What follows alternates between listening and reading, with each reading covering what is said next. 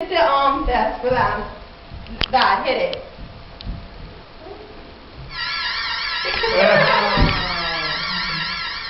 Okay, I'll take 3 questions. How does love and affection can get in the way of enforcing the behavioral patterns to help the child get acquainted with the social environments or the way that he's supposed to be functioning in social activities?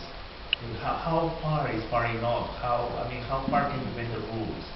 Well, you have to begin by understanding that these children have sensor issues, okay, and that they have language disabilities.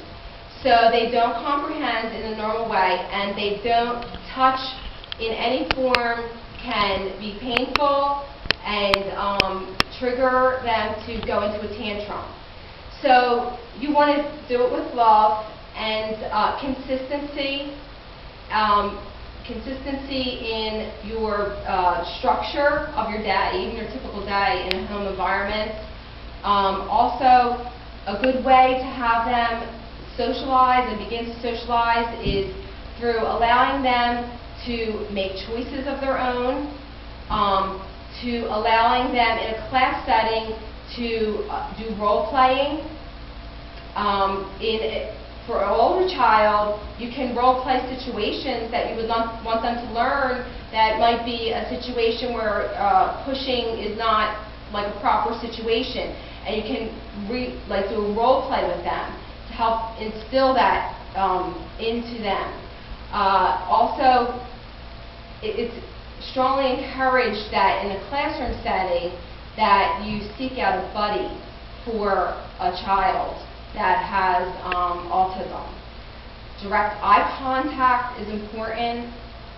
You want to make direct eye contact to them, looking at them. If you can't touch them, to raise their chin up to look at you. That's what I actually do to my nephew.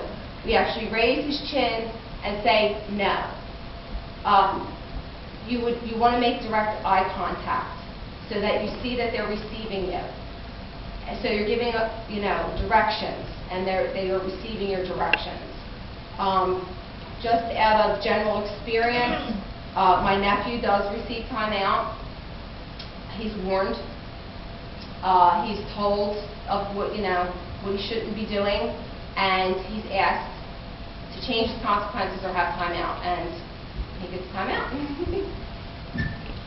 It doesn't mean that he doesn't repetitively do that.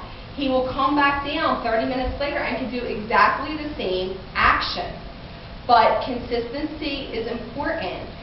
In a school setting, when I went to Yale, I was able to go through, for the older children, they actually have points. So if a child has specific things, they don't make eye contact, or they push, or they do things, they have a chart every day glued to their table, okay? And it will say things, and they get points, they earn points. Okay, so if the child all day has done nothing physical, they'll get a point. If the child has used eye contact, they'll get a point. If the child has responded in class, they'll get a point. And at the end of the day, their points give them rewards. They'll get computer time. They love computer time. It stimulates them. My nephew loves music. So sometimes it's the music that has to be taken from him as his consequence, or his movies. But as I said, in Yale, they actually cater to children from 1st grade all the way up to 21 years of age, actually, with autism. And remember, this is a lifelong disability. So this is a lifestyle for our parents and for their children. But these behavioral techniques, such as consistency and charting their behavior and giving them rewards, can be effective to change their behavior. Anybody else?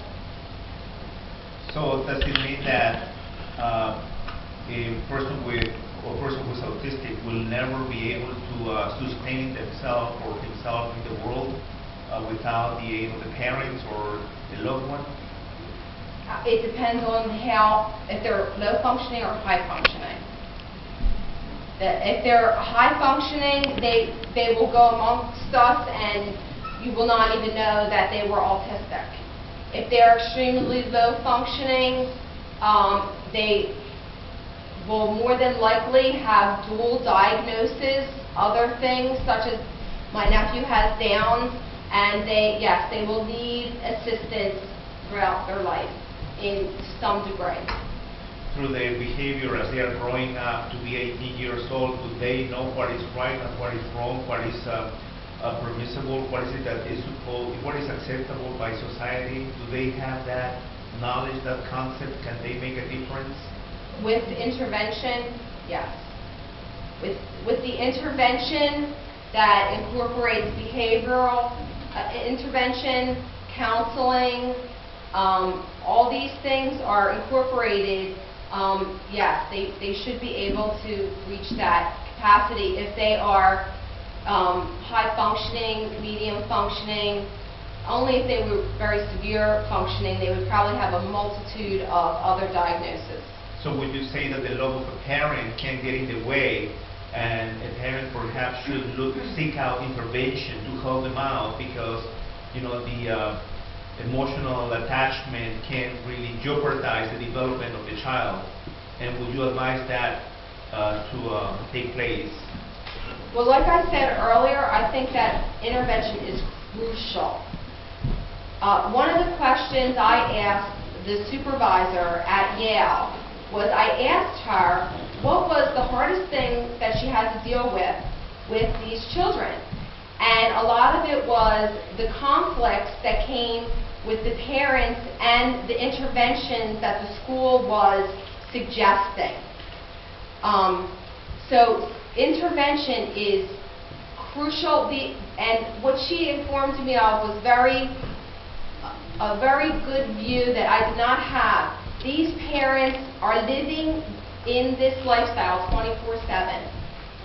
Some of them, for example, as my nephew, who is 9 years old, is like having a 3-year-old or a 2-year-old all the time, 24/7.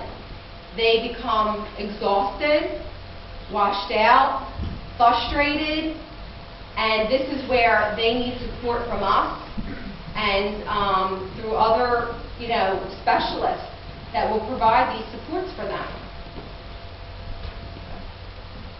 Anybody else have any other questions? Okay, well, thank you.